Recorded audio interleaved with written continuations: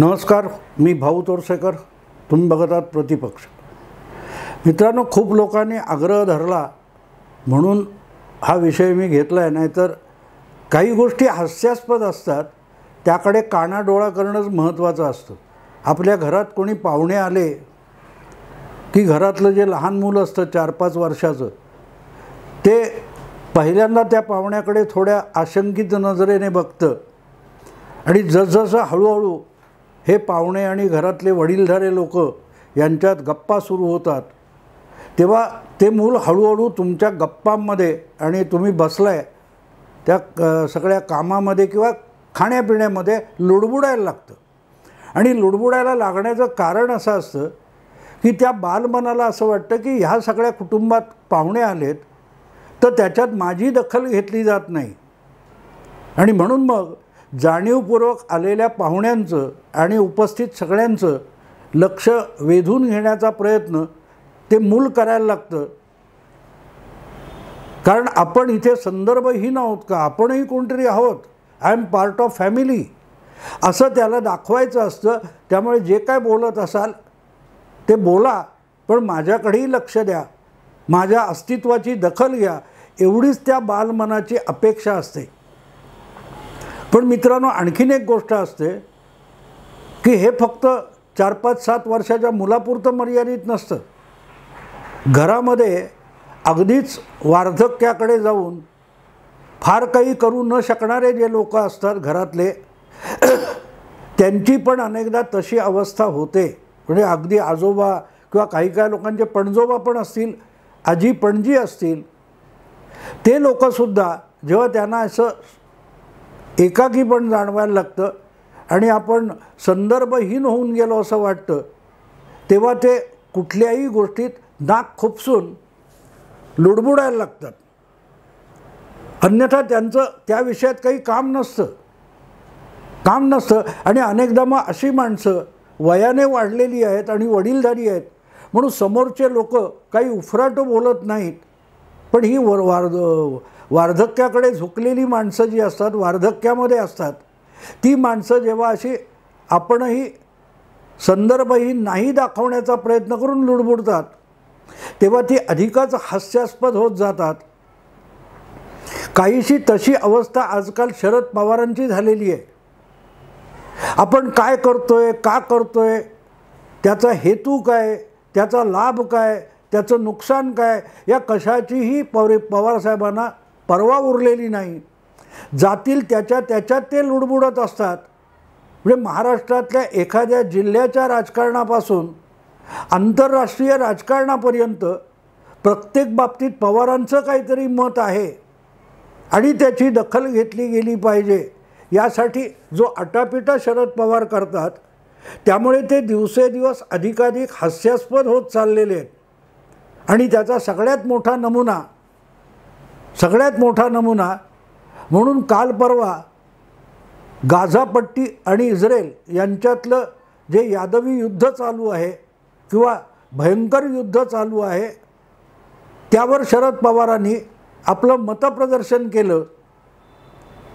राष्ट्राची किंवा भारताची भूमिका जर स्पष्ट आहे की आम्ही पॅलेस्टाईनच्या समर्थनासाठी भारत कायम उभा राहिलेला आहे आणि इस्रायलने अनेकदा मदत करूनसुद्धा निर्वासित असल्यासारखे राहणारे जे पॅलेस्टाईनी आहेत त्यांच्या बाजूने भारताने आंतरराष्ट्रीय मंचावर कायम समर्थन दिलेलं आहे. पण आज अशी वेळ आलेली आहे की ज्या परिस्थितीमध्ये इस्रायल शांतता निर्माण करायचा प्रयत्न करत असताना आणि पॅलेस्टाईनी लोकसंख्येला मोठ्या प्रमाणातल्या शांतता हवी असताना त्यांच्यातले काही उचापतखोर हमास म्हणून जे आहेत, हमास नावाची जी संघटना आहे, तिला शांतता नको आहे, त्याला इस्रायल नष्ट करायचं आहे आणि त्यातून हे युद्ध उद्भवलेलं आहे. ही साधी शेंबड्या पोरालाही कळू शकणारी गोष्ट आहे. पण ती शरद पवारांना कळत नाही असं आपण म्हणू शकत नाही. अन्यथा शरद पवारांनी या विषयात नाक खुपसलं नसतं, आपली प्रतिक्रिया दिली नसती. पण ते देतात. आणि म्हणून मग इतका माणूस स्वतःला हास्यास्पद करून घेत असेल तर तो किती हास्यास्पद आहे जनमानसावर त्याचा काय परिणाम होतो त्याचा उलगडा करून दाखवणं हे सुद्धा माझ्यासारख्याचं कर्तव्य होऊन जातं. मला सगळ्यात पहिली गंमत अशी वाटली की आता जवळजवळ 10-12 दिवस होत आले हमास आणि इस्रायलचं युद्ध सुरू आहे. त्याच्यामध्ये शरद पवारांचे सगळ्यात लाडके अनुयायी जे त्यांना पुत्रतुल्य आहेत आणि ज्यांना शरद पवार हे पितृतुल्य वाटतात असे अतुल्य डॉक्टर जितेंद्र आव्हाड हे गाझा इस्रायल युद्धाबद्दल फारसं काही वक्तव्य करताना दिसले नाहीत. तेव्हा नवल वाटली. पण आता त्यांनी ती जबाबदारी ही शरद पवारांवर टाकलेली दिसते. कारण गाझा विषयात जितेंद्र आव्हाड बोलले नाहीत पण शरद पवार बोलले आणि कारण नसताना बोलले. एक गोष्ट शरद पवार विसरतात की आज अशी प्रतिक्रिया द्यायची असेल तर मग आजपर्यंत त्या इस्रायलमधून शेतीविषयक तंत्रज्ञान इथे आणायची गरज नव्हती. त्यापेक्षा गाझापट्टीत जायचं, वेस्ट बँकमध्ये जायचं आणि तिथे दहशतवादी घातपात कसे करायचे याचं तंत्रज्ञान शरद पवारांनी आयात केलं असतं तर बरं झालं असतं. शरद पवार स्वतःला विकास पुरुष वगैरे कायम म्हणवत आले. त्यांनी जो काय शेतीमध्ये विकास आणण्याचा प्रयत्न केला त्यामध्ये सगळ्यात मोठं योगदान हमासचं नाही आहे तर इस्रायलचं आहे. हे जे आपण बघतो ठिबक सिंचन वगैरे वगैरे, कमी पाण्यामधली शेती, या सगळ्यामध्ये इस्रायलने जे नवनवे शोध लावले ते महाराष्ट्रात आणि भारतात आणण्यासाठी पुढाकार घेणाऱ्यामध्ये शरद पवार होते. म्हणून शरद पवारांना इस्रायलने सन्मानितसुद्धा केलेलं आहे पण हमासने अपमानितसुद्धा केलेलं नाही. मुद्दा लक्षात घ्या मित्रांनो. त्याच पॅलेस्टाईन प्रदेश किंवा जो इस्रायल आहे त्यामध्ये 2 गट आहेत. एका बाजूला हमास आहे आणि दुसऱ्या बाजूला इस्रायल आहे. त्या इस्रायलने शरद पवारांचं इस्रायलसाठी नाही महाराष्ट्रामध्ये भारतामध्ये जे काही समाजसेवेमध्ये योगदान केलेलं आहे त्याचं कौतुक केलेलं आहे. त्यासाठी पवारांना सन्मानित केलं आहे. आणि त्याच इस्रायलवर निषेधाचे काही ते रॉकेट्स टाकण्याचं काम जेव्हा शरद पवार करतात तेव्हा विचार येतो मनात की शरद पवारांना हमासने कधी सन्मानित केले का अपमानित केले? नाही मित्रांनो. हमासवाल्यांनी शरद पवार नावाच्या माणसाची कधीही दखलसुद्धा घेतली नाही. कोणतरी महाराष्ट्रात आहे, महाराष्ट्राचा मुख्यमंत्री होता, देशाचा संरक्षण मंत्री होता, देशाचा कृषी मंत्री होता वगैरे वगैरे वगैरे. म्हणून हमासने कधी शरद पवारांची दखलसुद्धा घेतली नाही, अपमान करण्यासाठी सुद्धा. पण इस्रायलने सन्मान केला आहे. असं असताना आजच्या अतिशय कसोटीच्या प्रसंगी जेव्हा शरद पवार हमासच्या समर्थनाला उभे राहतात, लक्षात ठेवा पॅलेस्टाईन आणि हमास या 2 वेगळ्या गोष्टी आहेत. हमास ही पॅलेस्टाईनमधली किंवा गाझापट्टीतली अतिरेकी संघटना आहे. ते दाखवायला तिथला कारभार करतात, आरोग्य सेवा करतात वगैरे वगैरे. पण मूळ हेतू इस्रायल नष्ट करण्यासाठी रक्तपात घडवणे, घातपात करणे या पलीकडे हमासचं दुसरं काही उद्दिष्ट नाही. इकडे महाराष्ट्रात दंगली घडवणार वगैरे वगैरे म्हणून टाहो फोडायचा आणि तिकडे नेमकं तेच काम करून त्यासाठी आजपर्यंत 5-7 हजार माणसं गेल्या 10 दिवसात मरायची पाळी ज्या हमासने आणली त्याचं समर्थन शरद पवार करतात. तेव्हा मग शरद पवारांचा समाचार घेणं आवश्यक आणि अगत्याचं बनून जातं. तसं बघितलं तर आजपर्यंत या विषयात शरद पवार कसे वागलेत? ज्या वेळेला जगामधून गुजरातच्या दंगलीनंतर मोदींवर बहिष्कार टाकण्यात आला जगाकडून सुद्धा, त्यावेळेला इस्रायलमध्ये नरेंद्र मोदींना घेऊन जाणारे गुजरातचा मुख्यमंत्री म्हणून, केंद्र सरकारचे कृषी मंत्री म्हणून शरद पवार नरेंद्र मोदींना इस्रायलमध्ये घेऊन गेले होते. आज इस्रायल आणि नेत्यानाहू यांची मैत्री वगैरे बोललं जातं, पण नेत्यानाहूसुद्धा ज्या नरेंद्र मोदींना ओळखत नव्हते किंवा नेत्यांना नरेंद्र मोदींना ओळखत नव्हते, त्या काळात त्यांची ओळख करून देणारे कोण आहेत? शरद पवार आहेत. आणि ते नरेंद्र मोदी आज देशाचे पंतप्रधान झालेत आणि शरद पवार कुठे आहेत? आहेत तिथेच आहेत. कधीतरी मंत्रिपदं येतात जातात. बाकी आघाड्या बनवणं, कुरापती करणं, उंगल्या करणं आणि उंगली करण्यालाच गुगली म्हणणं, असला पोरखेळ करत शरद पवारांनी आपल्या सगळ्या गुणवत्तेची आणि आयुष्याची माती करून टाकलेली आहे. पण आता या उतार वयामध्ये आपण संदर्भहीन होत चाललोय. याची वेदना इतकी आहे की नको तिथे जाऊन लुडबुडायचं. आत्ता त्यांनी हमासा विषय बोलला नसता तर त्यांच्याकडे किती माध्यमांनी लक्ष दिलं असतं याचा विचार करा.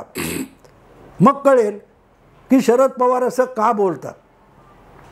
आपण असं वेडं वाकडं संदर्भहीन असंबद्ध काही बोललो नाही तर माध्यमात सुद्धा आपली दखल घेतली जाणार नाही याची शरद पवारांना खात्री आहे. आणि म्हणूनच त्यांनी एक प्रकारे इंडी आघाडी काढून राहुल गांधी यांचं नेतृत्व स्वीकारलेलं आहे. जे शरद पवार वर्ष 2 वर्षापूर्वी काँग्रेसमध्ये उद्ध्वस्त झालेल्या जमीनदाराची हवेली आहे त्याची देखभाल करण्या इतकी सुद्धा काँग्रेसच्या नेत्यांची अवकात नाही असं म्हणत होते, त्याच हवेलीत आश्रय घ्यायला शरद पवार गेलेले आहेत. आणि मग विचार करावा लागतो हे अचानक कुठून आलं. तर शरद पवारांचे जे पुत्रतुल्य जितेंद्र आव्हाड आहेत ते गेली 10-12 वर्षापासून गाझा वाचवायचा प्रयत्न करतायत. सेव गाझा नावाचं बनियन टी-शर्ट घालायचं आणि ठाण्यामध्ये काय ते निदर्शनं वगैरे करायची.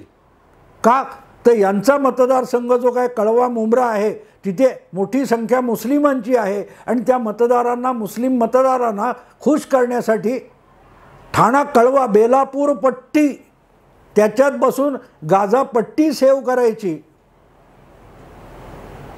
हळूहळू शरद पवारांनी म्हणूनच वाटतं की आता जितेंद्र आव्हाडांचं नेतृत्व स्वीकारलंय. कारण जितेंद्र आव्हाडांचा जो जुना 10-12 वर्षापूर्वीचा अजेंडा आहे आजकाल जितेंद्र आव्हाडांनाही गाझा वगैरे काही आठवत नाही. अशा जितेंद्र आव्हाडांनी सुद्धा वापरून फेकून दिलेला अजेंडा आता शरद पवारांनी घेतलाय. कारण त्यांच्या सोबतीला प्रफुल्ल पटेल वगैरे उरलेले नाहीत. वळसे पाटील गेलेत, छगन भुजबळ गेलेत, अजितदादा गेलेत. तेव्हा अजेंडा पण राहिला नाही. तो अजेंडा कुठला घेतला तर जितेंद्र आव्हाडांचा जुना अजेंडा सेव्ह गाझा. आता सेव्ह गाझा का करतात याचा मी आपल्या पद्धतीने विचार करायला गेल्यावर लक्षात आलं शरद पवारांना की आता आपण बारामतीसुद्धा वाचवण्याच्या परिस्थितीत नाही आहोत. कारण बारामतीतला आपला पुतण्याच भाजपला जाऊन सामील झाला आहे आणि पुढल्या निवडणुकीत लोकसभेला बारामती लोकसभा मतदारसंघसुद्धा वाचवणं अवघड आहे. हे लक्षात आल्यामुळे कदाचित आपल्याला पुढच्या काळामध्ये पश्चिम महाराष्ट्रात नाही तर बारामती सोडून कुठेतरी आश्रय घ्यावा लागेल. तर ती गाझापट्टीत आपल्याला त्या छोट्याशा गाझापट्टीचा पंतप्रधान होण्याची संधी मिळेल या आशेवर कदाचित शरद पवारांनी हा पोरखेळ सुरू केलेला दिसतोय. माणूस कुठे घसरगुंडी होते कळत नाही. तारतम्य तर्कशास्त्र काहीतरी असतं. तुमच्यापेक्षाही मोठमोठे 57-56 मुस्लिम देश आहेत ते सुद्धा या सगळ्या प्रकरणामध्ये एक जपून पाऊल टाकतायत. अमेरिका, ब्रिटन, फ्रान्स यासारखे मोठे देश, जर्मनी अतिशय मोजून मापून या विषयात भूमिका घेत आहेत. भारत सरकारने सुद्धा आपल्या समतोल परराष्ट्र धोरणाचा अभ्यास करून एक निर्णय घेतला आहे. त्याच्यामध्ये लुडबुडण्याची शरद पवारांनी काही गरज आहे का? पण लुडबुडायचं नाही तर आपल्यावर चर्चा कशी होणार. ते म्हणतात ना हिंदीत, बदनाम हुए तो क्या हुआ, नाम तो हुआ. म्हणजे बदनामीसाठी का होईना आपलं नाव घेतलं गेलं ना याच्यातच आजकाल शरद पवार खुश असतात आणि त्यातला हा प्रकार आहे. म्हणजे सेव बारामती हे म्हणायची हिंमत नाही म्हणून शरद पवार सेव गाझा म्हणायला निघालेले आहेत. आपण पुढल्या काळामध्ये बारामतीत सुद्धा राजकारण आपलं चालवू शकणार नाही, कारण घरातच पुतण्या आपलं ऐकत नसेल तर बारामतीचे शेजारी पाजारी तरी शरद पवारांना आपला कौल कशाला देतील याची चिंता शरद पवारांना भेडसावते आणि त्यातून हे गाझा प्रेम आलेलं आहे. अर्थात त्यांना गाझाविषयी काही कर्तव्य आहे असं नाही आहे. शरद पवारांना कोणाविषयीच कर्तव्य नसतं. अगदी त्यांच्यासाठी आयुष्य पणाला लावलेले प्रफुल्ल पटेल असतील, वळसे पाटील असतील, छगन भुजबळ असतील, त्यांची जर पवारांना कदर नसेल तर गाझाचे 2 शब्द बोलून गाझासाठी शरद पवार काही करतील ही अपेक्षा बाळगता येत नाही. पण जाता जाता शरद पवारांनी सुद्धा, म्हणजे मला अगदी बालपणी त्या चिमणरावाच्या गोष्टी चिवी जोशींच्या होत्या, त्यातलं स्वावलंबन नावाचा एक काहीतरी लेख कथा होती ती आठवते, की एक दिवस पत्नीला विश्रांती द्यायची म्हणून बाकीचं सगळं कुटुंब म्हणजे चिमणराव आणि त्यांची मुलं ही मिळून सगळं घरकाम उरकायचं ठरवतात आणि त्या स्वावलंबन प्रत्येकाने आपापली कामं करावी यावरचा तो विनोदी लेख आहे. त्याच्यात ते चिमणराव सांगतात प्रत्येकाने काय ती त्यांची मैना नावाची मुलगी आहे, तिने भाजी चिरली, काय तो राघू नावाचा मुलगा आहे त्याने घर साफ केलं, कचरा काढला, कोणी कपडे धुतले आणि शेवटी चिमणराव म्हणतात मीही आंघोळ केली. म्हणजे चिमणरावांना कोणी 4 चाकर ठेवले होते आंघोळ करायला नाही, आपलं आपलं काम केलं. रोजच आंघोळ तुम्हीच करत होता तुमची, तर आज स्वावलंबनात मीही आंघोळ केली हे सांगणं जे असतं त्यापेक्षा शरद पवारांचं हे वक्तव्य हे तितकंच विनोदी आणि असंबद्ध आहे. तुम्हाला काहीही यामध्ये लुडबुडायचं कारण नाही आहे, कारण तुमचा विषयच नाही आहे. आज आपल्याकडे महाराष्ट्रव्यापी पक्ष राहिलेला नाही.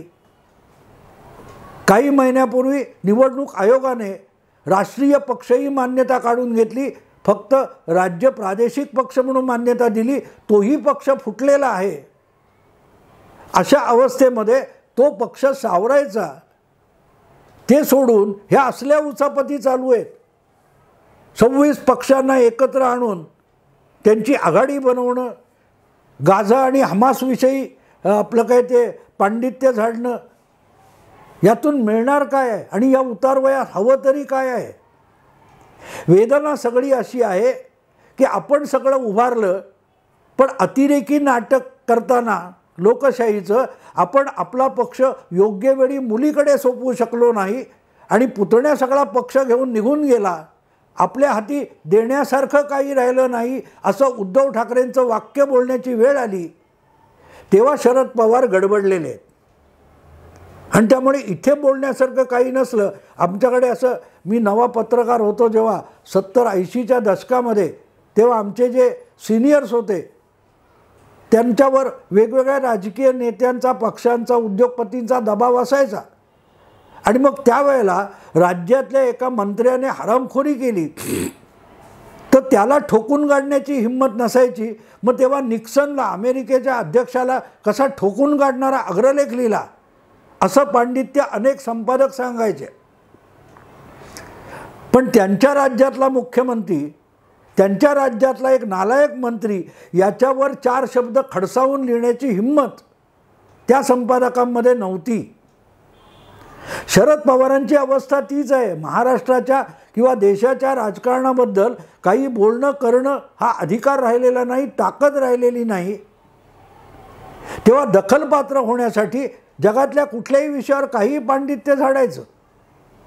त्यामुळे कधी कधी वाटतं की ह्या सगळ्या गोष्टी शरद पवार आपला नातू रोहितदादाकडून शिकतात का? कारण रोहितदादासुद्धा अगदी रशिया युक्रेन युद्धावर पांडित्य झाडतात. अरे काय, आणि मला वाटतं की कदाचित पुढल्या काळामध्ये शरद पवारांना आपल्या पक्षाचा अध्यक्ष म्हणून जितेंद्र आव्हाडांकडे तो सोपवायचा आहे आणि हे लवकरच होऊ शकेल.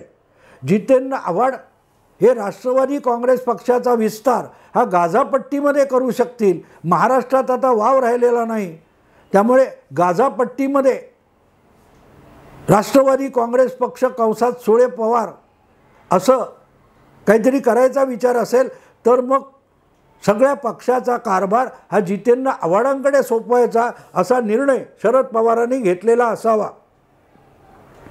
आणि याचा एक पुरावा देतो की मी सुरुवातीला बोललो की गाझा पट्टीबद्दल किंवा तिथल्या प्रॉब्लेमबद्दल जितेंद्र आव्हाडांना फिकीर नाही.